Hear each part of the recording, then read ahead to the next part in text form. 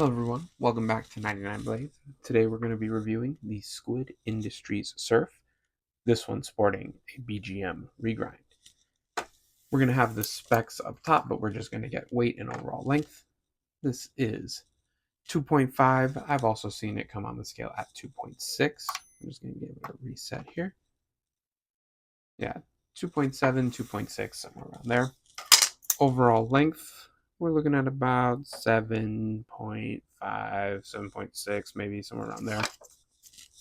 And general size comparison, we'll have the Civivi Baby Banter, the Elementum, bigger than both, the Rat series with the 1.5, and the Model 1. Little bigger than the 1.5, maybe about the same, and definitely smaller than the Model 1. The Bug Out and Osborne next. Say pretty close in overall proportion to the Bug Out and a little smaller than the Osborne. And lastly, the Para 3 and PM2. Going to be smaller than your PM2, little larger than your Para 3. We're going to be doing thickness and overall carryability compared with a PM2, and it's a little thicker, but not nearly as tall, even with the flipper. Very sleek, very light package.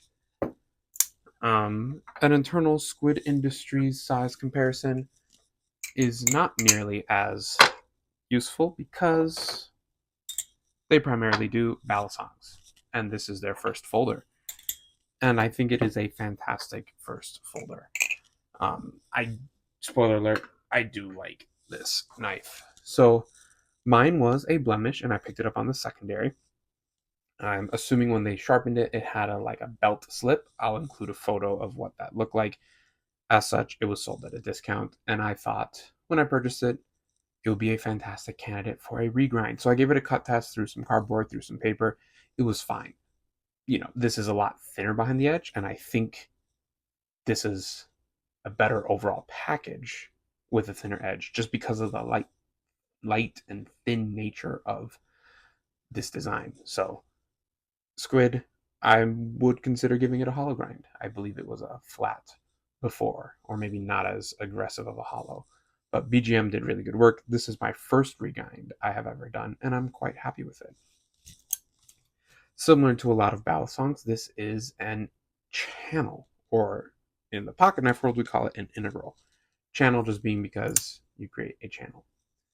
There's a bunch of fun little Easter eggs. So starting here, it says first production, number 21. I believe the asterisk means it was a blemish or it was a first production.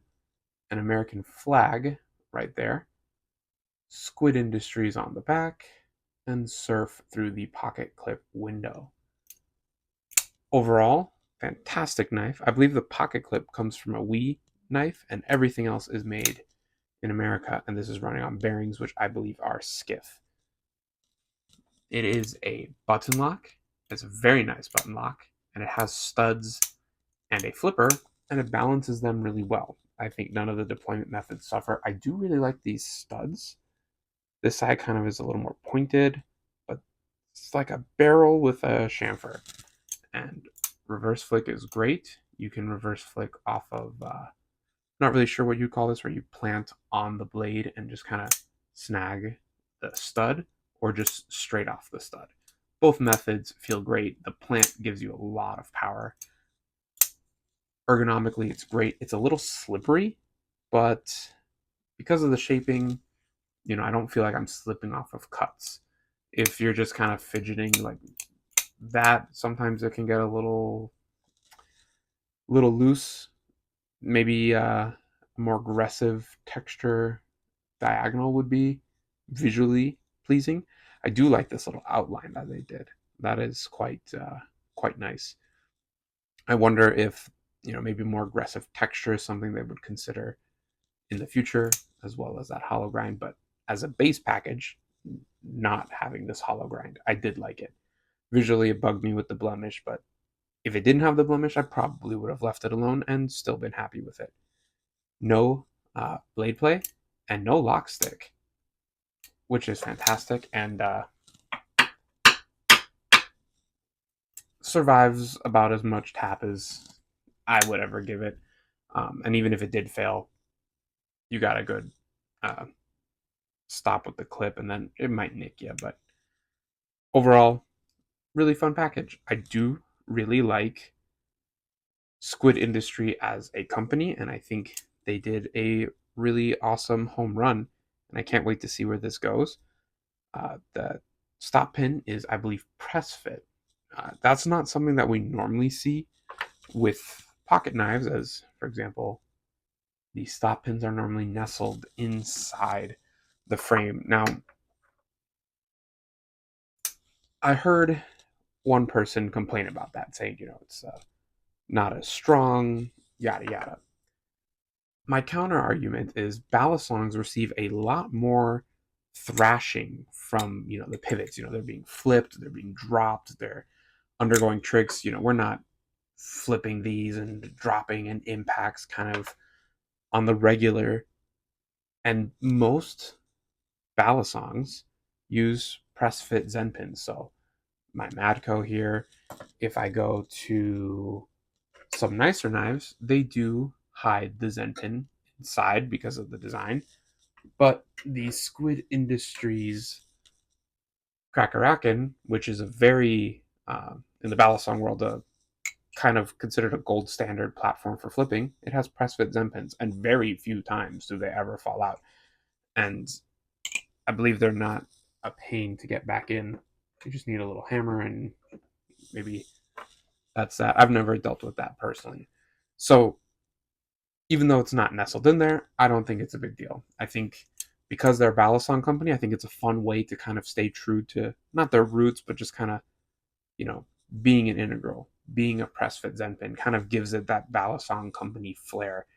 Being aluminum, which is a very common ballast song material, I think it's a really fun first design. Oh, and also the blade steel S35 VN. Mine has a double shadowing where it's kind of like written over itself. So it gives it like a little hazy look, but again, blemish, not a big deal. Ergonomics, fantastic. Carryability, fantastic. Super light, really slicey with this regrind, very serviceable with the original grind. I love this look, so I really hope Squid would do belt satins on future runs, maybe titanium, maybe some textures. These are all things that, I will patiently be waiting for and be excited to look at. Button lock, it has a very good, clean, definitive break. It doesn't feel sloppy like other button locks that I have experienced, where there's kind of this mushy zone and then you get some lock stick. This had no stick. Again, it was used, so it's probably well broken in by the previous owner, but it just drops. The nice thing is also bounces only if you let it. If you kind of give it a good hold and you just give it, you let go once it moves, it will bounce, which is nice. It'll bounce that way, but not a big deal. Very fidgety. You could just pop it all day. Overall, really fun, really nice. I don't carry it a lot just because I usually like the feeling of a frame lock more, where it falls to your nail. It's a little more satisfying. More satisfying on a day to day. But if I'm ever feeling a button lock, I do carry this quite frequently, and I did give it a drop, and it got a nick, which is unfortunate, but yeah, the super binder. So I guess takes a drop on. It wasn't concrete. It was well, I don't remember. I think it was on like a gravel trail I was hiking at the time. Really nice, good ergonomics, good length. It's just a good EDC size. I wouldn't say you would go wrenching or hard using this on anything, but overall, I think that the Squid Industry Surf is a win. It is a hit. If you like fidgety type knives, if you like USA made knives, I believe all of them are sub 300, which, aluminum S35 USA made. I think that's very nice. So affordable in its category of what it's trying to do. Integral, button lock, on bearings, USA made, lightweight, fidgety, very fun. Again, just a really overall nice size profile.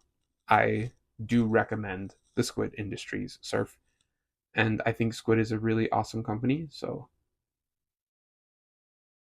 I do trust that they'll be coming out with other really cool either models or variants of the surf. Thank you so much for watching, and I hope you guys have a great rest of your day. If you did find this video at all informative or enjoyable, please consider liking and subscribing. Thank you. Bye.